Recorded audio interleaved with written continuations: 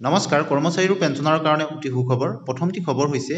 গুৱাহাটী উচ্চ ন্যায়ালয়ৰ গুৰুত্বপূৰ্ণ ৰায়দান হাইস্কুলৰ প্ৰধান শিক্ষকৰ বাবে যোগ্যতা লাভ কৰিব বিজ্ঞান শাখাৰ স্নাতক উত্তীৰ্ণ শিক্ষকে 2000কৈ অধিক বিজ্ঞান স্নাতক উত্তীৰ্ণ শিক্ষকৰ বাবে সুখবৰ পূৰ্বে উচ্চ প্ৰাথমিক বিদ্যালয়ত শিক্ষাদান কৰিছিল এইসকল শিক্ষকে বিদ্যালয় একত্ৰীকৰণৰ পিছত হাইস্কুলৰ নিযুক্তি দিয়া হৈছিল এইসকল শিক্ষকক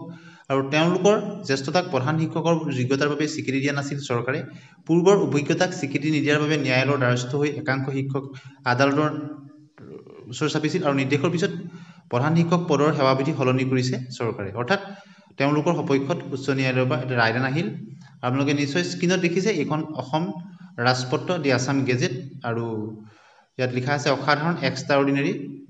আৰু প্ৰকাশ পাইছে আপোনালোকে নিশ্চয় দেখিছে 21 ফেব্ৰুৱাৰী তাৰিখত আৰু সংশোধন কৰা হৈছে ইয়াক আৰু লিখা আছে দেখিছে আপোনালোকে government of Assam orders by the governor আপোনালোকে নিশ্চয় দেখিছে এতিয়াৰ পৰা এই বিজ্ঞান শিক্ষকসকল যিসকল আগতে পূৰ্বতে তেওঁলোক উচ্চ প্ৰাথমিকত আছিল আৰু আমালকি পেঞ্চনৰ যোগেদি তেওঁলোক হাইস্কুলৰ লগত আমালকিমেটেড হৈছিল আৰু তেওঁলোকৰ যদি 15 বছৰ অভিজ্ঞতা থাকে তেতিয়া তেওঁলোক এতিয়াৰে পৰা প্ৰধান শিক্ষক হ'ব পাৰিব হাইস্কুলৰ গতিকে অত্যন্ত এটা ভাল খবৰ ইয়াত দেখিছে সংশোধন কৰিলে সেৱাবিধি এতিয়া দ্বিতীয়টো খবৰ আহিছো এই দ্বিতীয়টি খবৰ হৈছে পুৰণি পেঞ্চন সম্পৰ্কত সাংসদসকলৰ দ্বাৰা বিষয়টো প্ৰধানমন্ত্ৰীলৈ দৃষ্টিগোচৰ কৰা হৈছে আপোনালোকে স্ক্ৰীনত নিশ্চয় দেখিছে শিক্ষক কৰ্মচাৰী পুৰণা পেঞ্চন ব্যৱস্থাৰ আওতালৈ আনিবৰ কাৰণে আৰু প্ৰধানমন্ত্ৰী মহোদয়লৈ এখন পত্ৰ লিখা হৈছে সংসদৰ যোগেদি গতিকে ইয়াত লিখিছে ছাৰ ইয়াত সন্মান সহকাৰে প্ৰধানমন্ত্ৰী মহোদয়ক জনোৱা হৈছে যে তেওঁৰ এৰিয়াৰ যিসকল শিক্ষক কৰ্মচাৰী আছে তেওঁলোকক যাতে পুৰণি পেঞ্চন প্ৰদান কৰা হয় গতিকে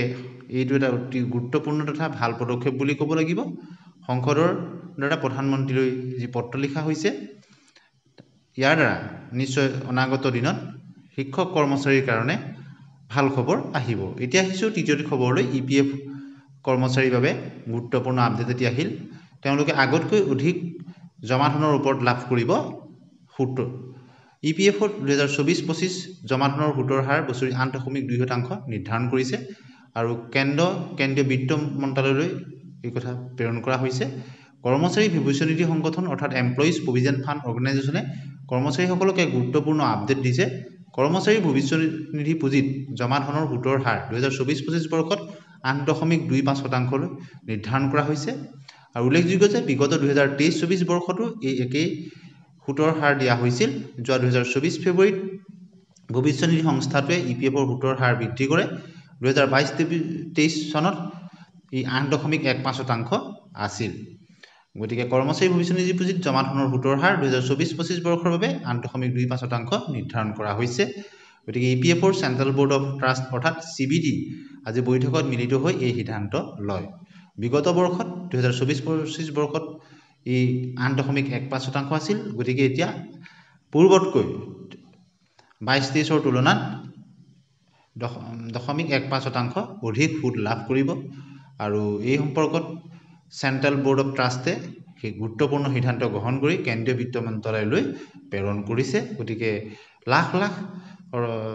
কৰ্মচাৰী তথা গ্ৰাহকৰ ক্ষেত্ৰত এটা অত্যন্ত সুখবৰলৈ পৰিণত হৈছে আৰু এই ইপিএফৰ সুতৰ পৰিমাণ 7 কোটি গ্ৰাহক আছে ইয়াত আৰু তেওঁলোকৰ একাউণ্টত জমা হ'ব জানিব পৰা অনুসৰি চেন্ট্ৰেল বোৰ্ড ট্ৰাষ্টি এই বিত্ত মন্ত্ৰালয়লৈ প্ৰেৰণ কৰিছে এতিয়া অন্যটা খবৰ আহিছে যে অসমৰ বৰ্তমান 62,153 গৰাটা কেন্দ্ৰত 1,21,000 অধিক অংগনবাদী কৰ্মী আৰু সহায়িকাই সেৱা আগবঢ়াইছে আৰু শ্ৰমিকসকলে 6,500 টকা লাভ কৰাৰ বিপৰীতে সহায়িকাই 3,250 টকা তেওঁলোকে লাভ কৰে আৰু তেওঁলোকৰ দৰমহা বৃদ্ধি সম্পৰ্কত গুৰুত্বপূৰ্ণ আপডেট আহিছে কিছুদিনৰ আগতে এইটো ঘোষণা কৰিছে যে তেওঁলোকৰ সম্পৰ্কত বাজেটত ভাল খবৰ লোৱা হ'ব আৰু সহায়িকাসকলে তেওঁলোকে 6,500 টকা লাভ কৰাৰ বিপৰীতে সহায়কসকলে 3,250 টকা লাভ কৰে তেওঁলোকে নিজৰ ডিউটিৰ উপৰিও অন্যান্য ধৰণৰ নিৰ্বাচনী কৰ্তব্য এডিআৰই পৰীক্ষা পলিঅ' টিকাকৰণ অভিযান অন্যান্য কামকে ধৰি বিভিন্ন অতিৰিক্ত চৰকাৰী দায়িত্ব তেওঁলোকে গ্ৰহণ কৰি আহিছে আৰু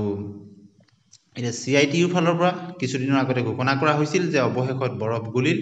CIDৰ অন্তৰ্ভুক্ত অসম ৰাজ্যিক অংগনবাড়ী কৰ্মী আৰু সহায়িকা সন্থাৰ নেতৃবৃন্দক ফোনযোগে মাতি নি আলোচনাত মিলিত হ'ল অসম চৰকাৰে গঠন কৰি দিয়া কেবিনেট উপ সমিতিৰ অধ্যক্ষ